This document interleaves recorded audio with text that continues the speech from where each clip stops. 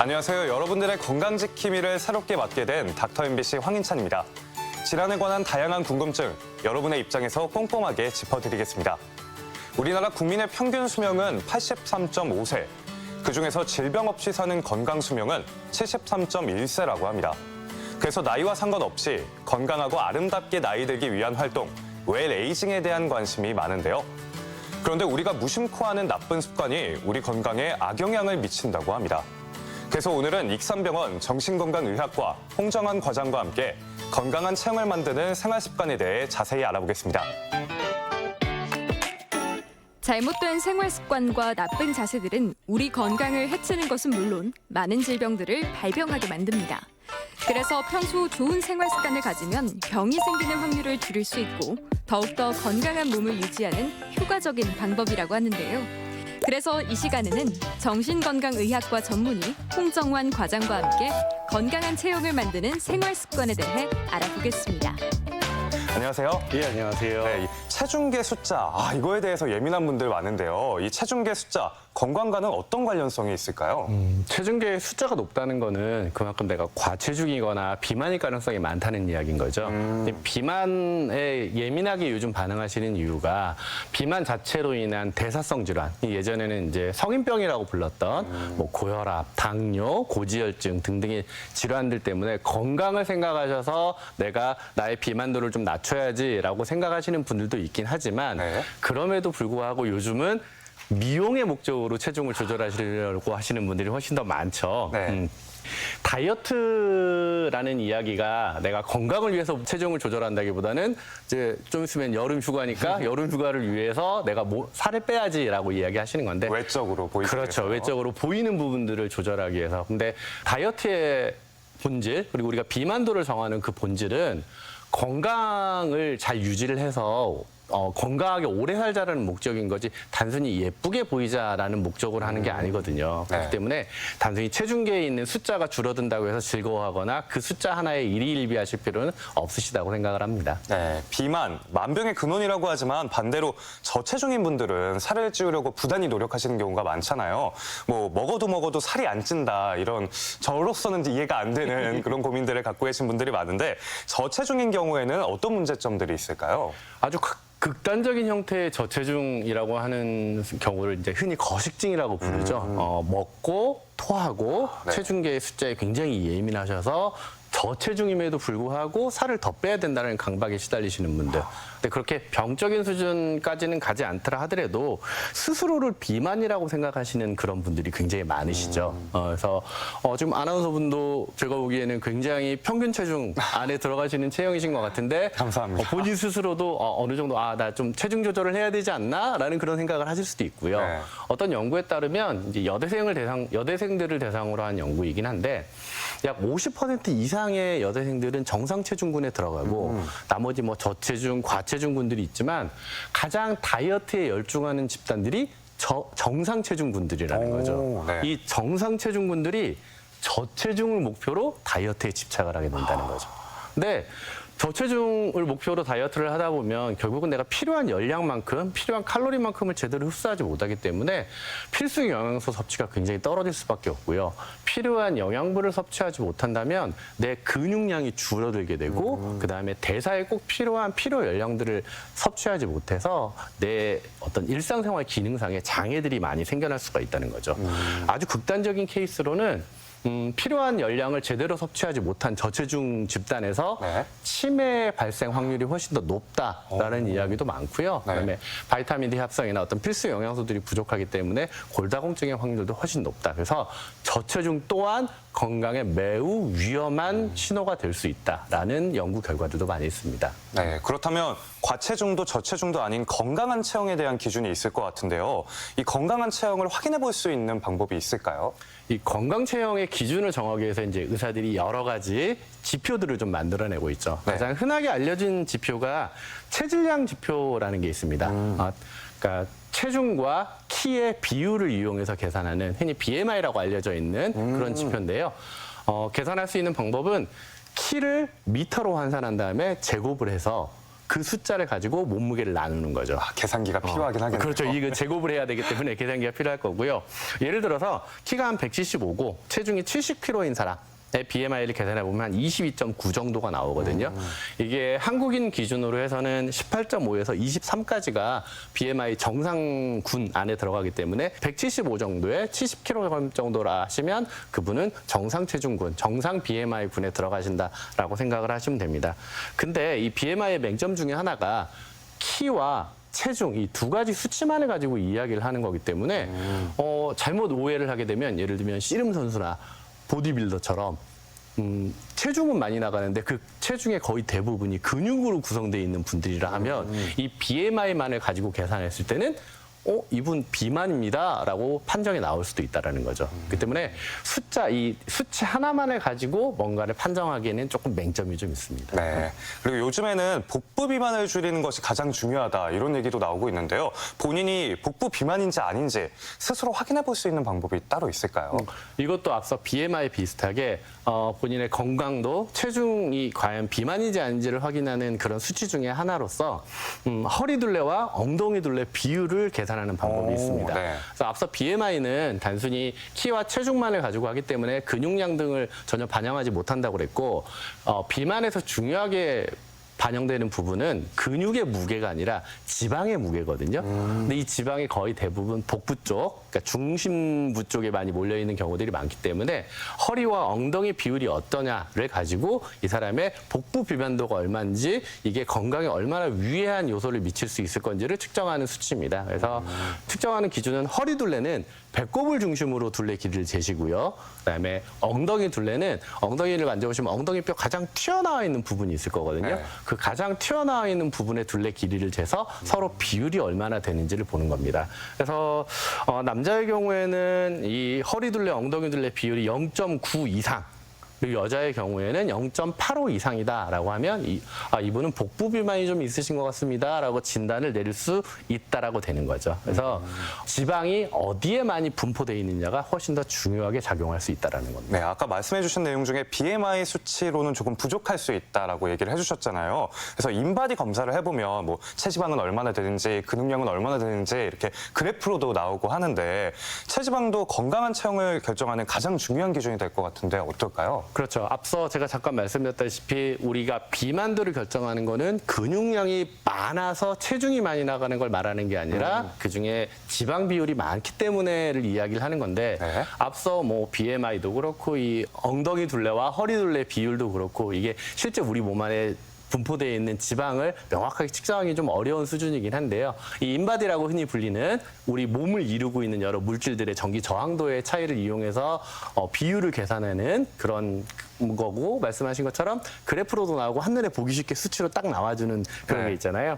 그게 이제 인바디 검사라고 하는데 그 안에 이제 체지방의 비율이 어느 정도가 유지가 되고 있느냐를 좀 명확하게 보셔야 되죠. 그러니까 남자의 경우에는 한 10에서 20% 정도 체지방 비율, 이게 정상적인 체지방 비율이고요. 여성의 경우에는 남자보다 좀 체지방 비율이 좀 더 높아서 한 18에서 28%. 근데 그냥 편하게 생각하시면 20에서 30% 정도의 체지방 비율을 유지하고 계시는 게 정상적인 체지방 비율이라고 생각을 하셔야 됩니다. 근데 이걸 아주 극단적으로 많이 빼서 예를 들면 뭐 보디빌딩 하시는 분들 대회 직전에 체지방 비율을 굉장히 낮춘다거나 아니면 요즘 유행하는 바디 프로필 찍으시는 분들 그렇죠. 그때 급격하게 그렇죠. 체지방 비율을 낮추잖아요. 굉장히 낮추시는 분들이 있는데 그럼에도 불구하고 남자의 경우 2 내지 4%, 여성의 경우에는 10에서 13%는 필수 체지방 비율로 해서 그 정도는 유지가 돼야 건강을 해치지 않는 수준이다라고 이야기를 하고 있는 거죠. 네, 이렇게 뭐 BMI, 복부 비만 확인, 그리고 인바디 다양하게 건강 체형을 확인해 볼 수 있는 것들이 있는데요. 그렇다면 확인만 하면 안 되잖아요. 또 건강한 체형을 만들기 위해서 노력도 해야 할 텐데 보통 다이어트 하면 뭐 적게 먹고 많이 움직여라 이렇게 생각하시는 분들 많잖아요. 근데 오히려 이건 가장 실패하기 쉬운 전략이라고요. 가장 흔하게 사용하는 전략이면서도 가장 말씀하신 대로 실패하기 쉬운 전략이죠. 네. 안 먹는 게 가장 살은 많이 빠지죠. 근데 문제는 우리가 평생 안 먹을 수가 없으니까 언젠가는 먹을 수밖에 없게 되니까 그게 이제 실패할 수 있는 방법인데요. 그러니까 빠른 체중 감량을 원할 때 굶는 다이어트를 하는데 일시적으로는 살이 훅 빠질 수 있죠. 뭐 하루만 굶어도 뭐 1, 2kg 빼는 거는 금방이니까. 그렇죠. 하지만 내가 먹지 않음으로써 내 삶을 영위하는 데 필요한, 나의 건강을 유지하는 데 필요한 필수 영양분, 필수 칼로리를 섭취하지 못한다는 문제가 되는 거죠. 그래서 또한 굶으면 결국은 먹게 되는데 굶을수록 식욕이 더 많이 오르죠. 요요 현상이라고 그렇죠. 하잖아요. 요요를 떠나서 굶다가 먹으면 폭식을 하게 되는 경우들이 많죠. 그러니까 하루 종일 굶다가 밤 돼서 잠자기 전에 너무 배고프니까 야식 시켜 먹고 그다음에 야식의 양이 굉장히 많아지고 그러면서 음식에 대한 갈망이 더 커지면서 더 내가 체중이 더 늘어나 버리는 그런 현상들이 나타나기도 하고요.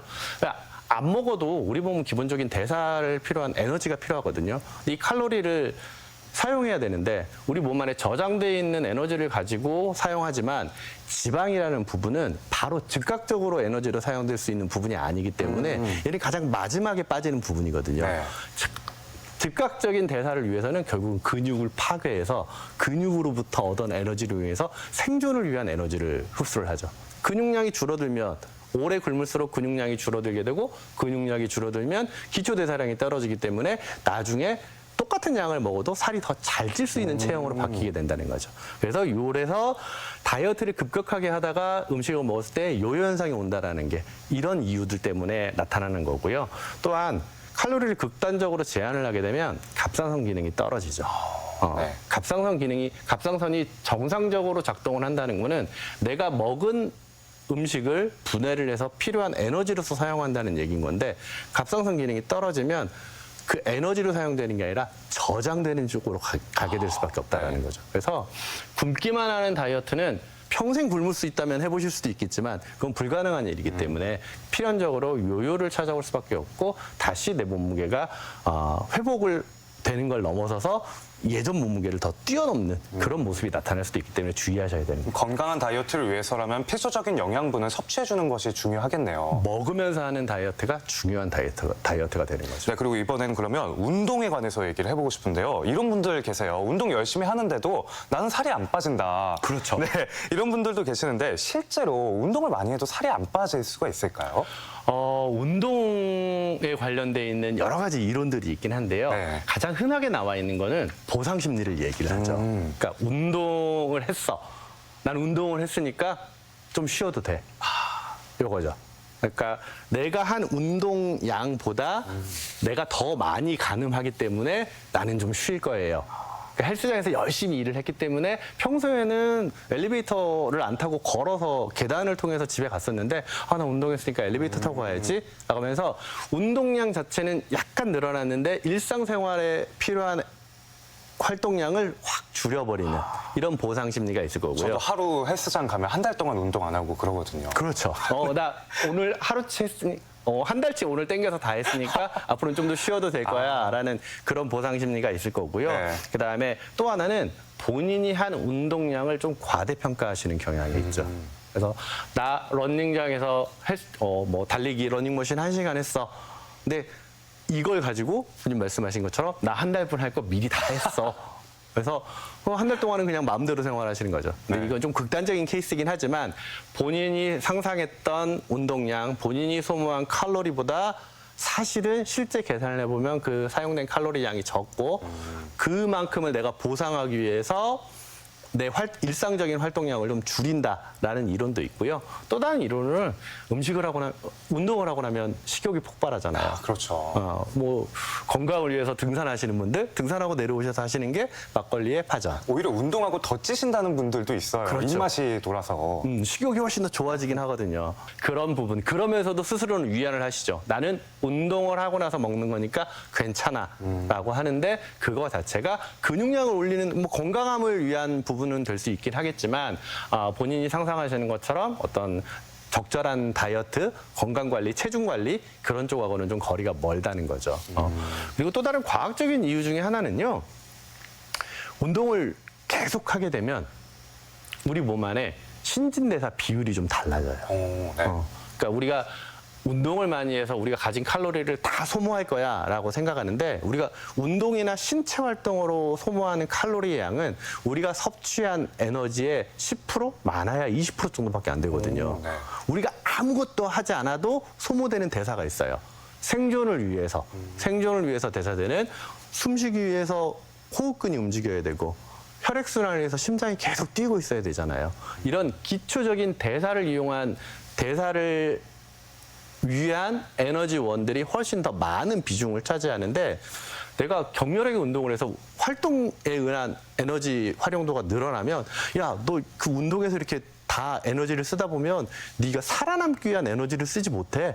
그러면서 그쪽 에너지를 조금 더 줄여서 축적을 하게 된다는 거죠. 그렇기 때문에 초기에는 운동에서 살 빠지는 속도가 조금 더 있었다고는 하지만 나중 되면 이 대사 보정을 통해서 운동에서 살 빠지는 속도가 조금 더 줄어들 수밖에 없다라는 거죠. 거기에 앞서 얘기한 보상 심리가 더해지면서 잘못하면 운동에서 흔히 우스갯소리로 얘기하는 건강한 돼지가 되시는 경우도 있을 수도 있다는 거죠.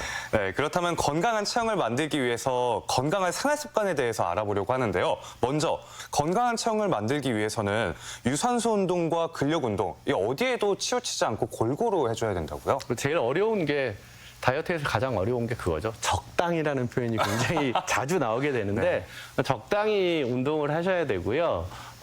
골고루 적당히 이 좀 불편한 표현이긴 하지만 뭐 이런 표현들을 좀 지켜주실 수밖에 없고요. 근데 가끔 이제 제가 진료실에서도 운동 좀 하셔야죠라고 했을 때 환자분들이 가끔 그런 얘기를 하세요. 저 어제 8,000보 걸었어요. 저 어제 10,000보나 걸었는데요. 라고 이야기하시는 분들이 있으세요. 네. 근데 이제 걷기 운동 단순히 그냥 산책 삼아서 슬렁슬렁 걷는 그런 걷기 운동들 뭐 안 걷는 것보다는 훨씬 나은 운동이긴 하죠. 그렇죠. 하지만 효율이 많이 떨어지는 운동입니다. 하루에 10,000보를 걷기 위해서는 보통 1시간 그러니까 짧아도 1시간 반, 보통 한 2시간에서 3시간 정도의 시간이 걸릴 거거든요. 근데 2시간 정도의 시간을 들여서 내가 10,000보를 걸었다고 했을 때 내가 소모되는 칼로리의 양이 어느 정도냐를 계산해 보면 1분 동안 100m 달리기를 전력 질주로 한 5번 왔다 갔다 하는 거랑 거의 별 차이가 없다는 거죠. 그렇게 걷기 운동이 칼로리 소모가 적네요. 운동의 강도에 따라서 소모되는 어떤 에너지량이 다르기 때문에 운동 강도를 조금 더 올려서 조금 더 고강도의 운동을 하시는 게 좋은데 저처럼 운동 안 하던 사람이 고강도의 운동을 하면 또 몸살이 나고 몸이 망가질 수가 있기 때문에 강도는 서서히 조절해 나가시는데 다만 저강도의 운동에만 머무르면서 나 오늘 하루 10,000보 걷기 했으니까 너무 힘들어 할 만큼 다 했어 라고 생각하시는 건 조금 자제를 하셔야 될 것 같고요. 그다음에 이렇게 유산소 운동에서 전체적인 칼로리를 조절하시는 것도 좋긴 한데 단순히 이런 유산소 운동뿐만 아니라 근력을 키우기 위한 근육량을 키우기 위한 근력 운동. 그러니까 이건 이제 뭐 이거는 이제 무산소 운동이 되겠죠. 네. 근력을 키우기 위한 이런 운동들이 같이 병행이 돼야 됩니다. 그러니까 단순히 유산소 운동으로 내가 살을 빼긴 뺐는데 그러다 보면 피부의 탄력이 떨어지고요. 근육량이 줄어들면서 전체적으로 탄력이 줄어드는 경우가 있어요. 네. 이런 것들을 유지하기 위해서는 근력 운동이 꼭 병행되는 게 건강한 방법이다라고 생각하시면 됩니다. 말씀해 주신 대로 자신에게 맞는 운동 방법을 선택하는 게 무엇보다 중요한 것 같습니다. 그렇다면 어떤 운동을 추천해 주실 수 있을까요? 이거는 여러분들이 2년에 한 번 정도씩 건강검진을 하실 때 네. 건강검진 문진표를 보시면 거기에 답이 나와 있어요. 거기 아마 잘 읽어보시면 기억나실지 모르겠는데 땀이 나고 네. 숨이 찰 정도의 운동을 하루에 20분 이상씩 하시는 날이 일주일에 몇 번이나 되십니까? 라고 물어보는 문항이 있죠. 네네. 그게 그 정도의 운동, 그러니까 숨 차고 땀 나는 정도 수준의 운동이 중등도. 아주 저강도도 아니고 아주 고강도도 아니면서 중등도 정도의 운동량이거든요. 10,000보 걸을 때 땀 많이 안 나잖아요. 네. 요즘은 여름이니까 땀이 난다고 하지만 걷기 자체로 땀이 나는 건 그렇죠. 아니죠. 네. 걷기 자체로 숨이 차고 땀이 날 정도의 수준이 아니니까. 근데 이런 중등도 이상의 운동을 일주일에 몇 번 하느냐. 이 건강검진표에 있는 숨이 차고 땀이 날 정도의 운동을 하루에 20분 이상, 일주일에 4번, 5번 이상 꾸준히 하시는 게 좋은 운동법이고요. 운동의 종류는 본인이 좋아하시는 운동을 하시면 됩니다. 나는 뭐 달리기가 좋아 그럼 달리기 하시면 되고요. 나는 뭐 저기 스쿼트 하는 게 좋아 그럼 스쿼트 하셔도 되고. 또 좋아하는 운동을 해야 꾸준히 할 수 있잖아요. 그렇죠. 네. 그러니까 운동의 종류는 상관이 없고요. 운동의 강도가 어느 정도냐. 최소 중등도 이상의 운동을 하시기를 권해드리고 싶습니다. 네. 하루 수면의 시간과 질도 건강한 체형을 유지하는 데 중요한 부분이라고요.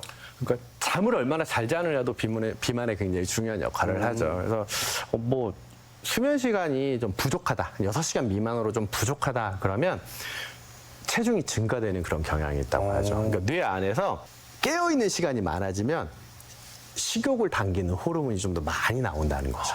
그래서 음식에 대한 어떤 갈망이 조금 더 심해지기도 하고 또 아주 심플하게 생각을 하면 밤 늦게까지 안 자고 있으면 뭐예요? 야식 먹죠. 입이 출출해지고 배가 살살 고파지면서 라면 하나 끓여 먹거나 배달앱을 통해서 야식을 먹게 되죠. 그 시간에 먹게 되는 음식은 정말 독이죠. 그래서 좀 수면 시간이 좀 짧아지면 이런 비만으로 갈 수 있는 확률이 많고요. 또 어떤 경우는 보면 또 수면 시간이 너무 극단적으로 길어진다. 네. 뭐 좀 많이 길어진다 그러면 결국은 활동량 자체가 줄어들기 때문에 잠을 많이 자는 사람은 활동량이 줄어들기 때문에 내가 소모하는 에너지 양이 줄어들게 되고 그렇기 때문에 먹는 양 자체가 내 몸에 그대로 축적이 돼서 비만으로 이어질 수밖에 없다라는 연구 결과도 있습니다. 그래서 다이어트를 한다는 거는 뭐랄까요? 그냥 단순히 내가 조금만 먹어야지로 끝나는 게 아니라 나의 생활 습관 전체를 다 교정을 해나가야 된다는 거죠. 잠도 적절히 잘 자야 되고 먹는 것도 조절해 나가고 거기에 플러스 운동하는 생활 습관, 그다음에 나의 일상생활 안에서 내가 어떤 건강한 생활 습관을 갖도록 하는 거, 이게 결국은 다이어트의 하나의 목적이 돼야 되지 않을까라는 생각이 듭니다. 오늘 좋은 말씀 감사드립니다. 마지막으로 건강한 체형을 위해서 시청자 여러분들께 당부 말씀 한번 부탁드리겠습니다. 이 체중을 조절한다는 게 결국은 인간이 가지고 있는 그런 본능을 거스르는 어떤 행동이거든요. 인간은 맛있는 걸 많이 먹고 싶고 편하게 쉬고 싶고 아무것도 안 하고 싶고 우리가 흔히 얘기하는 그 돈 많은 백수의 삶을 살고 싶은 게 인간의 본능이긴 한데 체중 조절을 위해서는 그 삶을 다 거꾸로 가야 되죠. 적게 먹고 많이 움직이고 그다음에 내가 귀찮은 일들을 더 내 손으로 더 많이 해야 되는 그런 상황이긴 한데요. 그럼에도 불구하고 우리가 그러한 일들을 해야 되는 이유는 단순히 예뻐 보이기 위해서 하는 게 아니라 우리가 건강한 몸으로 오래 살기 위한 그런 하나의 방편이 될 거고요. 그리고 제가 오늘 많은 이야기를 드렸는데 가장 중요한 얘기는 그거죠. 여러분들이 알고 있는 거. 아마 오늘 제가 드린 얘기들이 다 아는 이야기들이실 거예요. 근데 아는 게 중요한 게 아니고 내가 얼마나 그거를 실행으로 옮기느냐. 지금 이 방송을 보시고 계셨다면 지금 일어나서 바로 현관에 가셔서 신발을 신고 밖에 나가서 걸으십시오. 그게 여러분들의 건강한 삶을 위한 훨씬 더 도움이 되는 그런 방편이 될 거라고 생각합니다. 네, 익산병원 정신건강의학과 홍정원 과장과 함께 건강한 체형을 만드는 생활 습관에 대해서 알아봤습니다. 과장님, 오늘 말씀 고맙습니다.